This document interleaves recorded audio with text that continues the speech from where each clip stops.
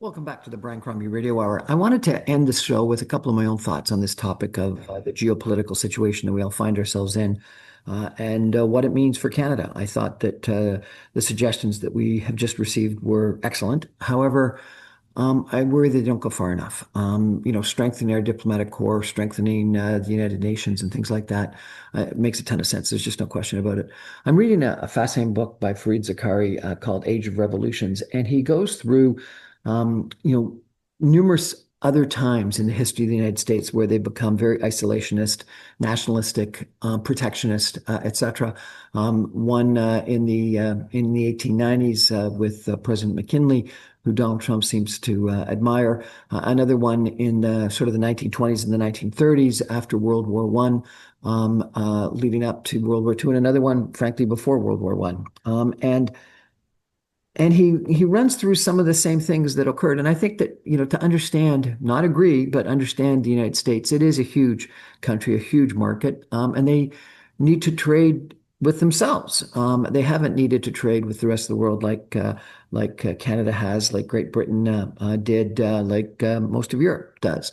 And and and so, and they were protected by, two oceans, and they were far away from the wars that were occurring in Europe and elsewhere around the world. And they separated from Britain in the War of Independence, since they didn't feel like Canada, Australia, New Zealand did, like they had a role to play in World War One and World War Two. And we have to remember that in World War One and World War Two, the Allies fought on for a good 2 years in both wars before the United States joined in, and that, remember, that isolationism, that protectionism was rampant in the United States until they were attacked at Pearl Harbor at the beginning of World War II. Even though FDR may have been very supportive of Great Britain and of the Allied forces, and very anti-Hitler and Nazism, he couldn't get a majority of Americans to actually support war, and so that's why he had Lend-Lease and numerous other initiatives such that he could assist without actually getting actively involved. And I think this sentiment against active involvement, particularly in the Republican Party today, is very prevalent. Even though there's part of the Republican Party and maybe even Donald Trump at times that thinks they need to get involved. Bombing Iran nuclear facilities is just one example. But I think Mark Carney, our prime minister, is right when he has talked about how the geopolitical world has changed, that the trade and security system that we've relied upon for the last 80 years has changed, and we have to understand that. And yes, some people say just wait 3.5 years and it may change back. 3.5 years is a long time, and there's no for sure scenario that says that the Republicans are going to lose in the midterms and going to lose in 4 years, and the Democratic Party will be dramatically different. In fact, numerous people have commented that Biden was pretty protectionist, putting in tariffs, buy America, the CHIP Act, etc., such that some of these tendencies, existed within the Biden administration, and he didn't actually, repeal a lot of what Trump did in his first administration. So if we've got this world that the United States is going to become far more isolationist, nationalistic, protectionist, etc., are we entering a world more comparable to the predecessor to World War One, predecessor to World War Two, where the United States really backed off its role in the world? Or alternatively, are we in this sort of several polar world? Some people have called it a tripolar world, where the U.S. has its sphere of influence in America, or North America, Panama to Greenland, including Canada, regrettably. That Russia has its sphere of influence in Europe, and China has its sphere of influence in Asia, versus the sort of the multilateral world that we've come to, or unipolar world that we've come to count on in the last 40 years since the demise of the USSR, or the last 80 years since the end of World War II.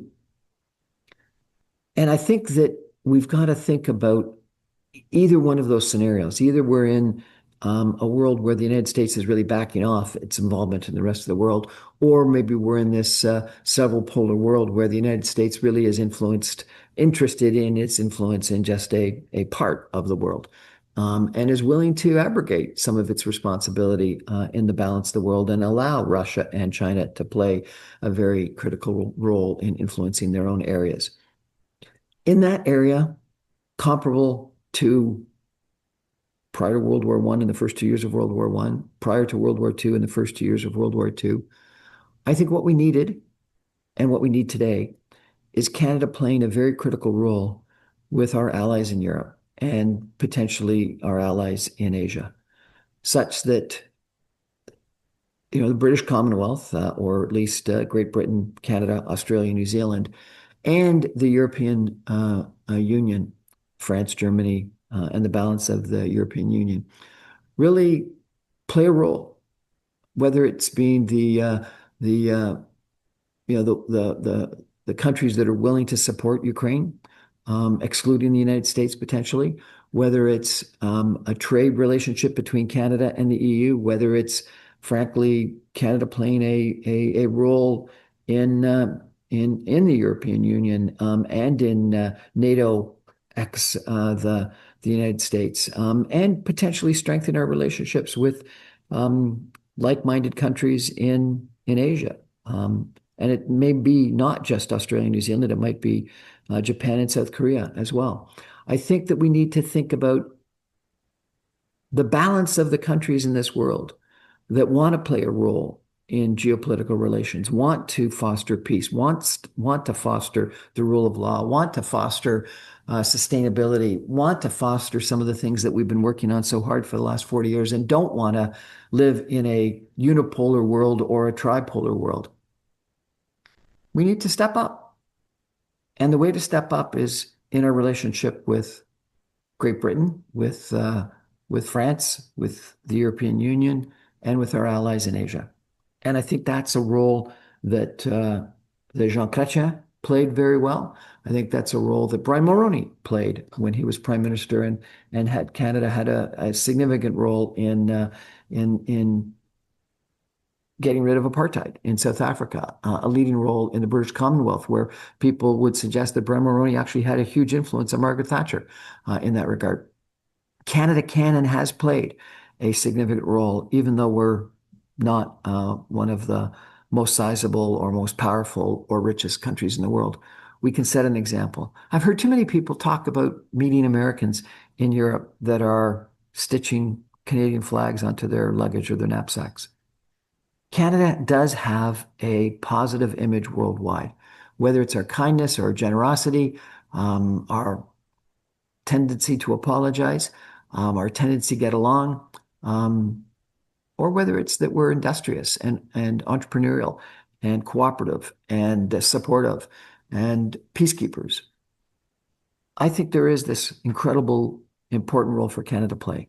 And I think we need to support our leaders in doing that and reach out to countries in Europe and Asia beyond focusing just on the United States. Clearly, geography is a reality, and it is the easiest and most logical place for us to trade and partner up with from a security standpoint. But if they're going to be a lot more focused on themselves, let's us focus on how we exist in a world where the United States just isn't as prevalent and present as it may have been in the past. And that means that we've got to really get involved in strengthening our multilateral relationships with and institutions with Europe and our allies in Asia. My 2 cents. Thanks for joining me. This is Brian Crombie for the Brian Crombie Radio Hour. Thanks for joining. I really appreciate the opportunity to interview you and speak with you on a fairly regular basis every night, 6 o'clock on 960 a.m. Good night.